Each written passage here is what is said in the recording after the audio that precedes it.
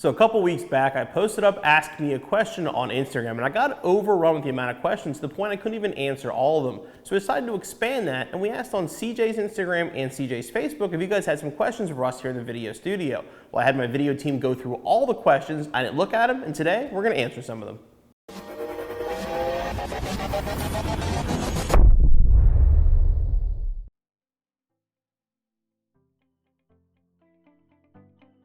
I bought my first Mustang when I was, I'm gonna say 14 years old probably. It was a 69 convertible, it was a GT convertible, and it was a 390 4-speed car that my father and I bought at an auction. We were actually outside of an auction, I should say that. We went to an auction and bought it from the pizza shop down the street. That car I know these days is extremely rare. At the time though, I didn't have a lot of money. I was painting roofs and making some money on the side to afford the car. Bought it, brought it home. My dad said it was way too fast for me to have as my first car. Plus it ended up needing a little more work than I had the money to put into, so unfortunately I sold it.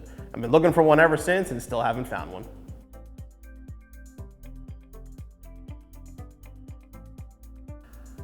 As much as I love the new Mustangs, my absolute favorite is the 65 GT 350R. If I could have any Mustang in history, anything, not obviously going like crazy things, like I'd love to have Sean's original 68 Bullet, but my favorite as far as a model, 65R. I mean, I've wanted one since I was younger. It's always been my favorite Mustang, and obviously I don't think I'll ever own one, but maybe I'll build a clone somewhere down the road.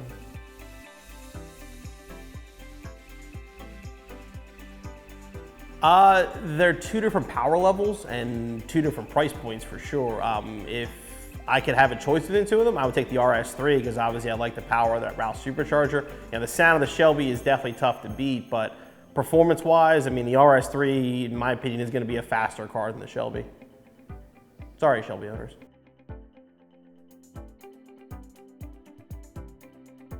My first Mustang was a 69 Mustang. They still have a soft spot, so I would have to say 69. I do love the 68, and I would take a 68 over 67, but between those two, it would be a 69.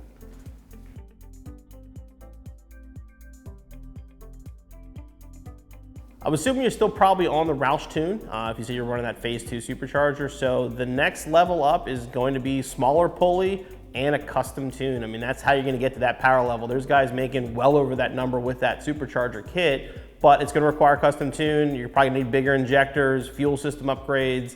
Once you get to that 700 plateau, that's when there's a lot of other pieces that are necessary. But yeah, smaller pulley, custom tune, and adequate fuel, and you can definitely do it easily.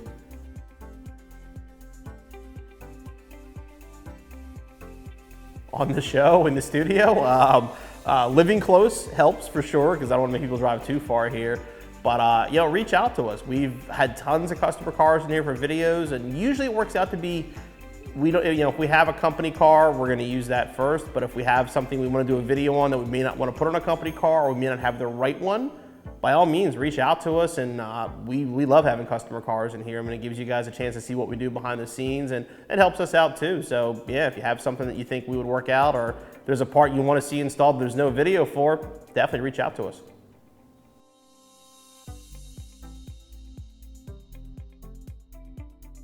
Do I own CJs? I get that a lot actually, and no, I do not own CJs. I very much would like to own CJ Pony Parts, but no. CJs is owned by the one of the original owners who's been here since the company opened in 1985, and he still owns it to this day.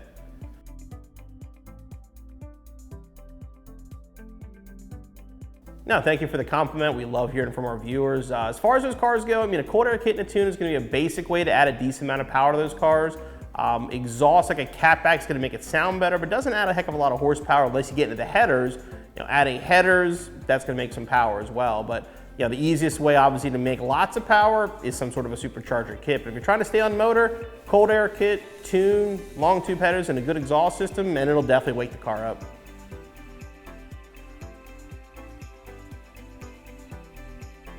I wish I had an answer. It is a great looking bumper. They showed it last year at SEMA on the Super Snake. Shelby tends to keep a lot of those parts unique for the Shelby, so they don't want to make people to make clones out of them. So a lot of times they don't offer those parts. I know the taillight panel they're never gonna make. The front bumper, since I haven't seen it yet, I'm thinking it's probably something Shelby's gonna keep just for the Super Snake.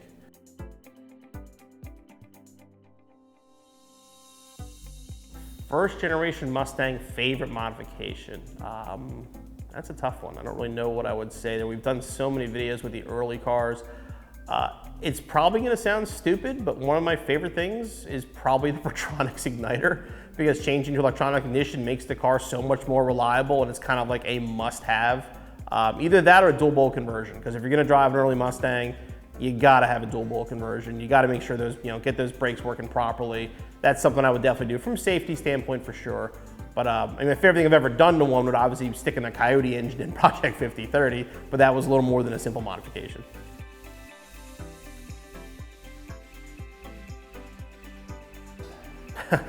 I did a video on this not that long ago. That's a tough question. I mean, in my case, I bought the 6-speed manual because I do like the manual transmission cars. But if I had to do it again, it would be a tough decision. The new auto is legit. I mean, it is a fantastic transmission. It works amazingly well. I mean, it is the best automatic I think Ford's ever made. And it might be tough if I order a new one down the road not to go with the automatic.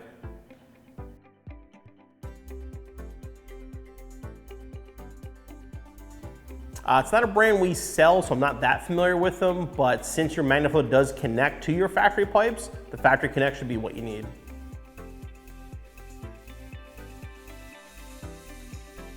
My Instagram is @BillCJPP.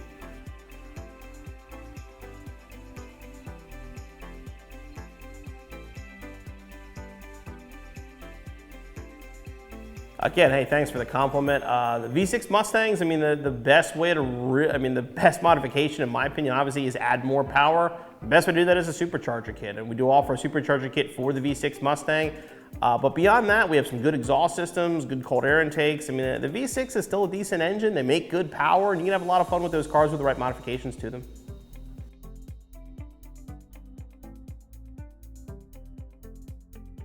As far as looking to restore a car, I mean, there's a lot that goes into it. We have 2 good videos on our website. We have one for how to buy a classic Mustang. We did another video on how to buy a Fox body. It really depends on what you're looking for. Parts availability on almost all Mustangs are very, very readily available, but 65 to 70 is gonna be where you're gonna have your most restoration parts. They're the cars that are being commonly restored, and you can practically build an entire car off our website at this point. So those years are gonna be the most prevalent. 74 to 78 is probably gonna be the hardest to find parts for. The Mustang 2s they do have a following, but there's just not a huge aftermarket for those cars. So as far as parts availability, Fox body if you're looking at a later Mustang, and again, 64 to 70, sky's the limit with those cars.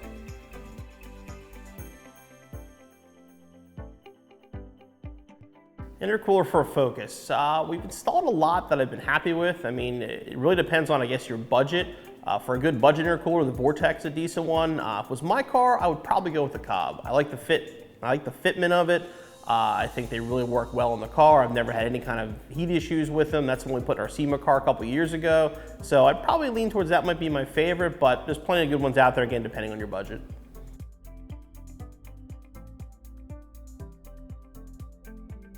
It will fit. The Cleveland engine will physically fit in the 65 through 66. You don't have to change the towers or cut through anything.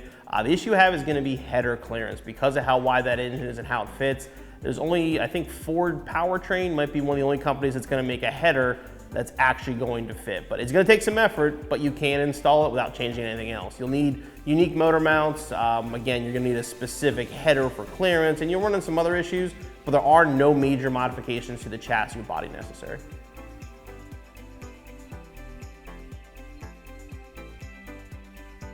The auxiliary fuels basically depends on your power level. I mean, once you reach a point where you're maxing out the fuel system, that's when you need that. So on something like that, I usually say go through your tuner, see how hard you're running the current fuel system, and yeah, if you reach that power level where you need it, that's time to add that. I would say add it at that point.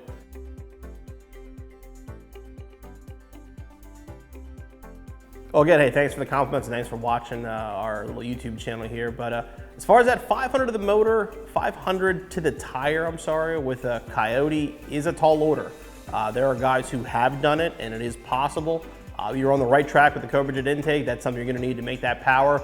But to really do that, you're going to have to go into the engine. Ported cylinder heads, properly ported cylinder heads, I should say. A good set of cams, like a comp stage 3, something like that. and possibly even a bump in compression if you really want to hit that 500 to the tire. It's not as hard with the newer gen engines, like the Gen 3s, like the 18s can be done fairly easily. But yeah, you're definitely going to talk about some serious head work and cams if you want to even come close to that number with that year car. Hey guys, just want to thank you guys for all the questions. We actually really enjoy this. It's something we'll probably do in the future. So if you have any questions about me, about CJ Pony Parts, about our videos, reach out to us on social media and let us know how we can help.